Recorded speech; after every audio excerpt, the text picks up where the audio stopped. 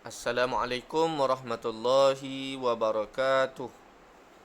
Anak-anak yang dikasihi sekalian, hari ini kita akan mempelajari dalam tajuk beriman kepada kitab. Beriman kepada kitab. Jadi untuk mengetahui tentang tajuk ini, mula-mula sekali kita tengok apakah pengertian kitab itu sendiri. Okey.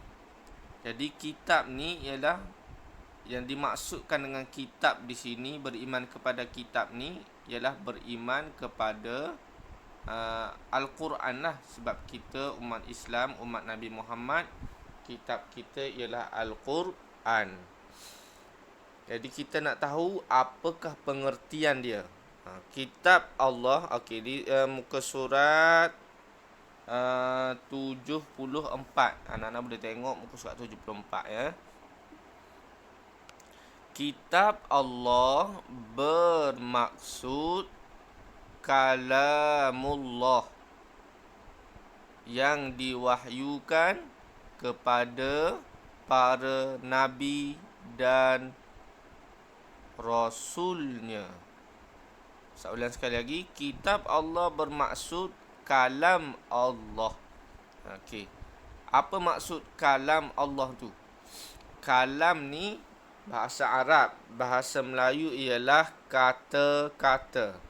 Jadi maksudnya Al-Quran ni ialah kata-kata Allah yang diwahyukan kepada para nabi dan rasul. Kata-kata Allah yang disampaikan kepada para nabi.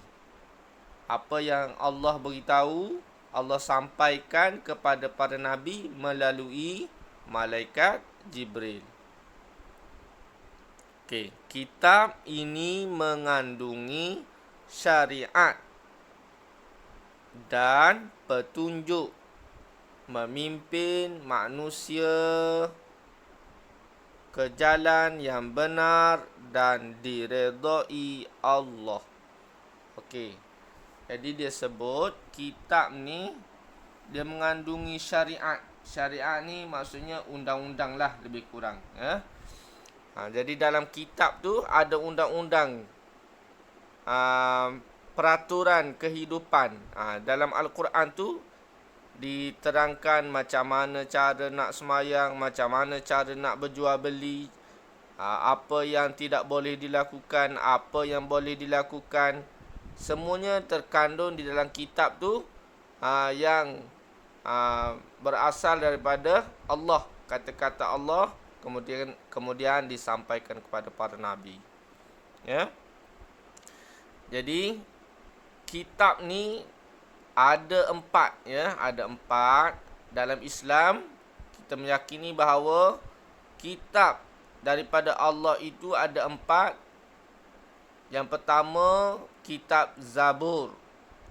Kitab Zabur yang diturunkan kepada Nabi Daud.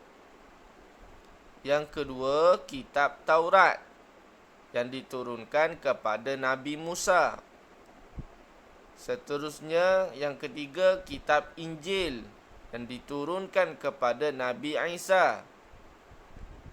Dan akhir sekali ialah kitab Al-Quran kepada Nabi Muhammad. Jadi nabi-nabi ni yang menerima kitab daripada Allah. Ya. Termasuk yang kita pegang sekarang ialah kitab Al-Quran yang diturunkan kepada nabi kita, iaitu Nabi Muhammad. Jadi secara umumnya kita kena tahu bahawa kitab ni adalah kata-kata Allah, kalamullah dia sebut. Maksudnya apa yang Allah beritahu tu, itulah kitab. Ya? Kata-kata Allah itu diwahyukan kepada Nabi dan Rasul. Jadi Jibril bawa kata-kata Allah itu, Jibril sampaikan kepada Nabi apa yang Allah beritahu. Itulah akhirnya dijadikan kitab. Ya. Kata-kata Allah itu dikumpulkan oleh para sahabat. Ya. Selepas Nabi beritahu, sahabat-sahabat selain pada sahabat hafal, dia tulis apa yang Nabi sebut tu, dijadikan kitab, sehinggalah terjadinya sebagaimana zaman moden sekarang ini, kitab Al-Quran dijadikan buku, ya. Sedangkan pada zaman Nabi dulu tidak ada kemudahan seperti sekarang ini. Mungkin ditulis di pelepah tamar, pada batu-batu ditulis kitab itu, ya. Okey, seterusnya kita lihat dalil. Dalil muka surat 73, ya. Kewajipan beriman kepada kitab Allah. Jadi persoalannya, wajib ke tidak wajib beriman kepada kitab ni? Boleh ke tidak kalau kita kata saya tidak mahu percaya kepada kitab? Boleh ke tidak boleh? Jawapannya ialah tidak boleh. Sebab sebagai orang Islam, kita mesti percaya keadanya kitab Al-Quran ni. Kalau seseorang berkata tidak percaya, maka gugurlah akidahnya. Ya, gugurlah akidahnya. Okey.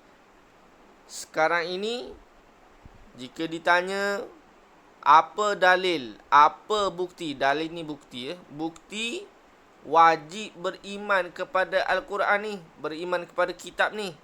Okey, dalilnya ialah ada di dalam ayat Al-Quran. Tengok muka surat 74 ni, surah An-Nisa. Okey, ayat Al-Quran yang berbunyi, Ya ayyuhallazina amanu aminu billahi wa rasulih.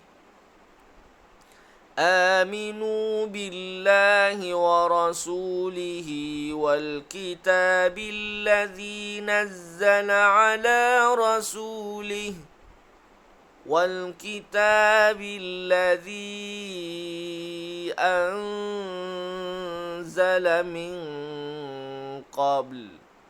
Maksudnya, wahai orang yang beriman. Ini adalah kata-kata Allah, ya.